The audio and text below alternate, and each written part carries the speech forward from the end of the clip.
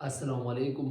आज चैप्टर 4 बायोएनर्जेटिक का एक अगला टॉपिक फोटोसिंथेसिस हम पढ़ेंगे। तो आज के लेक्चर में फोटोसिंथेसिस का इंट्रोडक्शंस और कौन कौन से रॉ मटेरियल फोटोसिंथेसिस के लिए ज़रूरी है ये हम आज के लेक्चर में पढ़ेंगे। और role of carbon dioxide and role of water हम पढ़ेंगे कि कार्बन डाइऑक्साइड और वाटर का क्या किरदार है फोटोसिंथेसिस प्रोसेस का। इंशाल्लाह अगले लेक्चर में फोटोसिंथेसिस प्रोसेस का लाइट रिएक्शन और डार्क रिएक्शन हम पढ़ेंगे। आज के लेक्चर में हम फोटोसिंथेसिस का जस्ट इंट्रोडक्शन हम पढ़ेंगे। तो let's start the topic photosynthesis. Photo का मतलब ये है लाइट एंड सिंथेसिस का मतलब है टू मेक और प्रिपेयर। जब प्लांट लाइट की मौजूदगी में जब खुराक तैयार करते हैं तो उस प्रोसेस को हम क्या कहते हैं? फोटोसिंथेसिस प्रोसेस कहते हैं। The process in which a green plant synthesizes organic food from carbon dioxide and water using the energy of sunlight. जब ग्रीन प्लांट सनलाइट की मौजूदगी में कार्बन डाइऑक्साइड और वाटर से वो ऑर्गेनिक फूड मटेरियल जब बनाता है तो उस प्रोसेस को हम फोटोसिंथेसिस प्रोसेस कहते हैं। ऑर्गेनिक फूड मटेरियल से मुराद कार्बोहाइड्रेट है।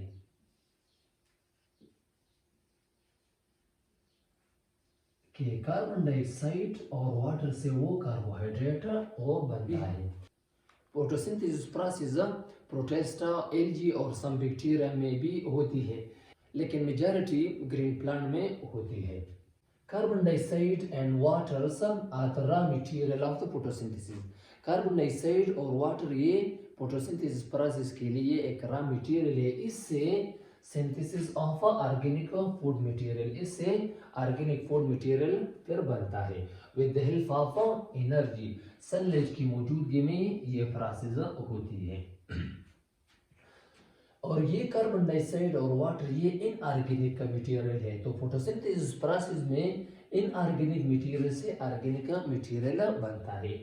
मैं आपको रिएक्शन के तौर पर आपको समझाता हूँ कि किस तरह फोटोसिंथेसिस प्रोसेस होती है।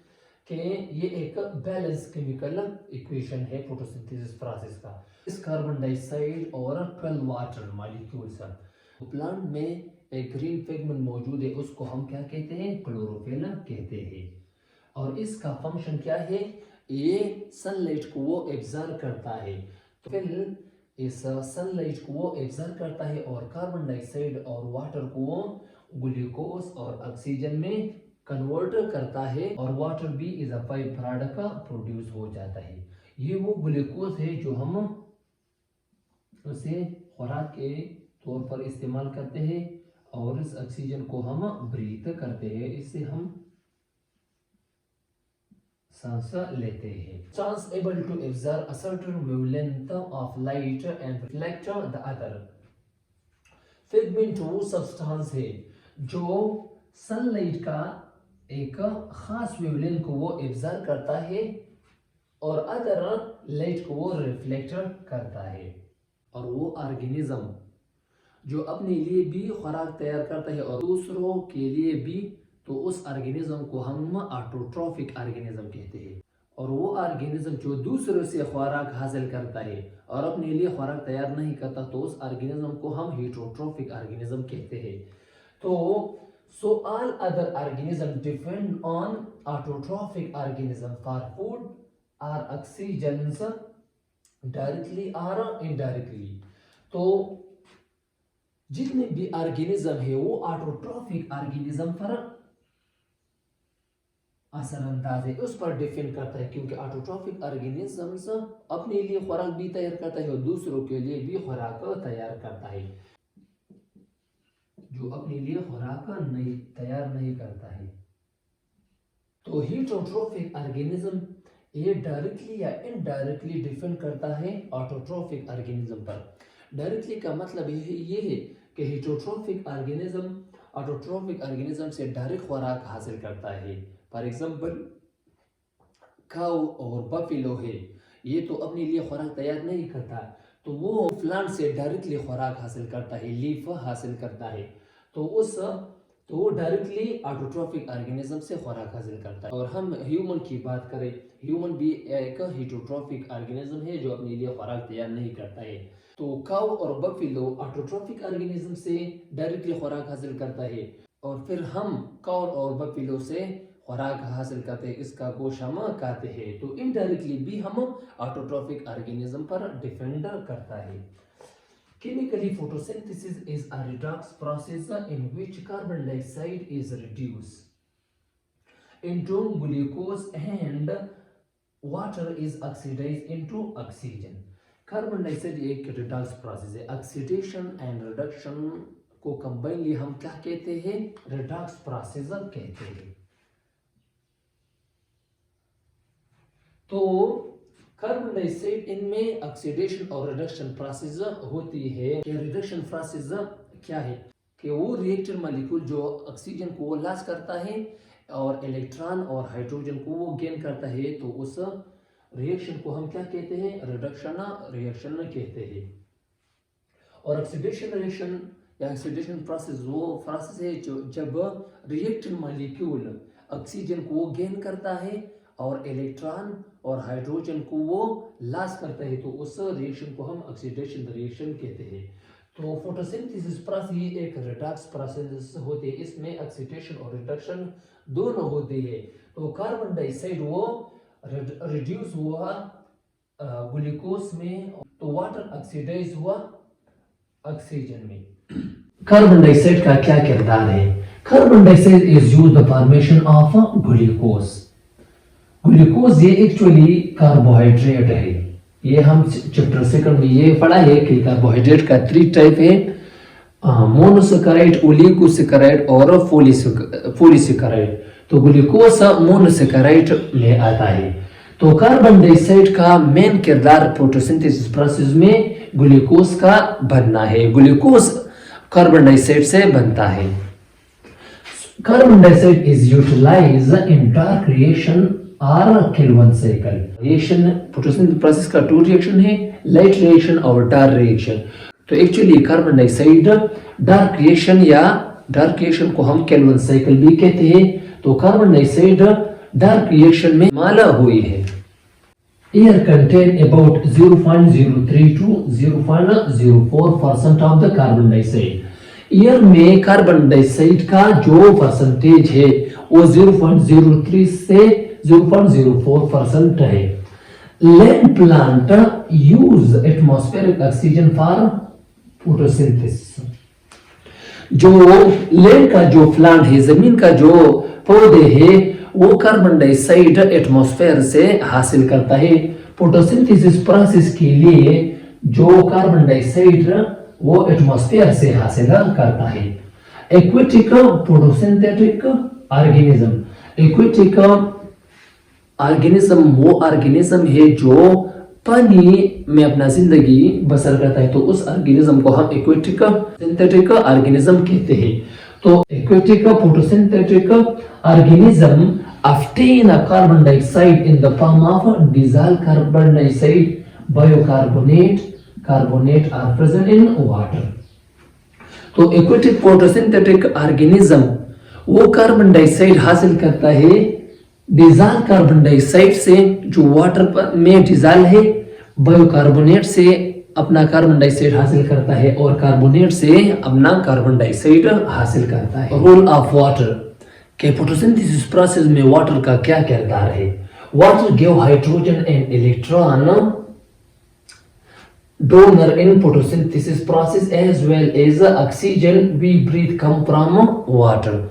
Water हाइड्रोजन और इलेक्ट्रॉन फोटोसिंथेसिस प्रोसेस को देता है और ऑक्सीजन जो हम ब्रीथ करते हैं ये भी वाटर से आता है। और ये हाइड्रोजन फिर NADP से जब वो अटैच हो जाता है, NADP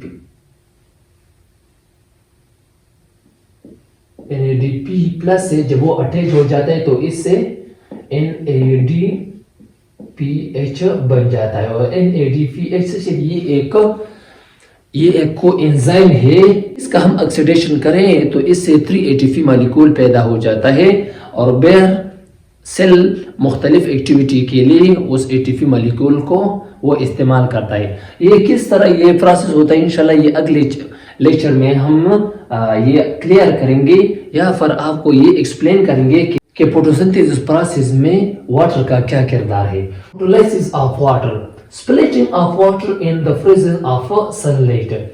जब वाटर का स्प्लिटिंग हो जाए, ब्रेक डाउन हो जाए in the presence of sunlight, sunlight की मौजूदगी में जब वाटर का ब्रेक डाउन हो जाए तो उस प्रोसेस को हम क्या कहते हैं, फोटोलाइसिस ऑफ वाटर कहते हैं। फोटो का मतलब है लाइट एंड लाइसिस का मतलब है स्प्लिटिंग।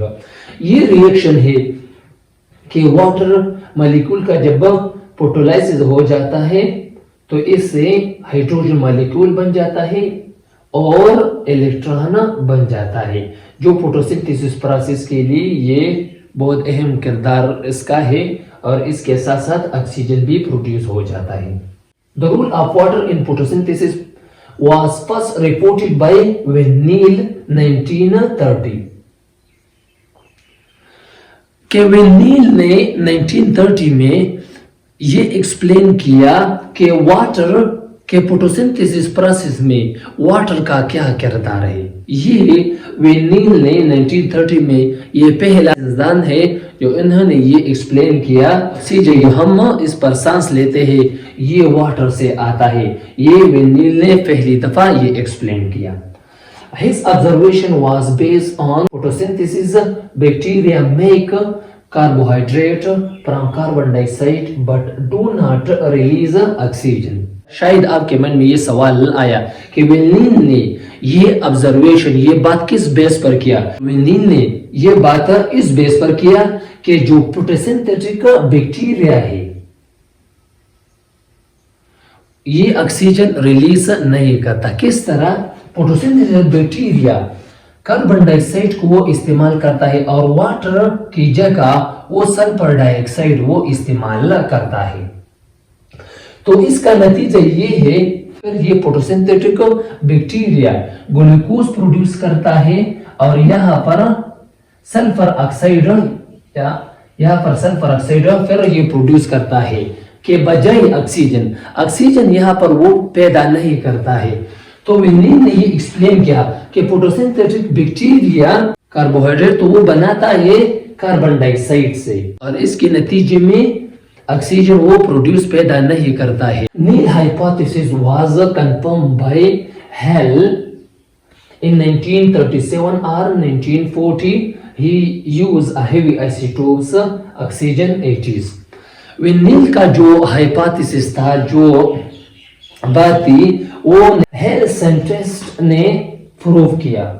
हेल साइंटिस्ट ने एक बुक में 1937 है और फेडरल में 1940 है। तो हेल्स ने वेनिल बात को ये प्रूव किया कि ये बात सही है और हेल्स ने हेवी आइसोटोप्स को इस्तेमाल किया। ऑक्सीजन का बहुत सारे आइसोटोप्स है, ऑक्सीजन 16, ऑक्सीजन 18। तो हेल्स ने इस तरह साबित किया कि वाटर में जो ऑक्सीजन है और ये ऑक्सीजन आइसोटोप्स 18 इस्तेमाल किया और फिर ये प्रोसेस किया।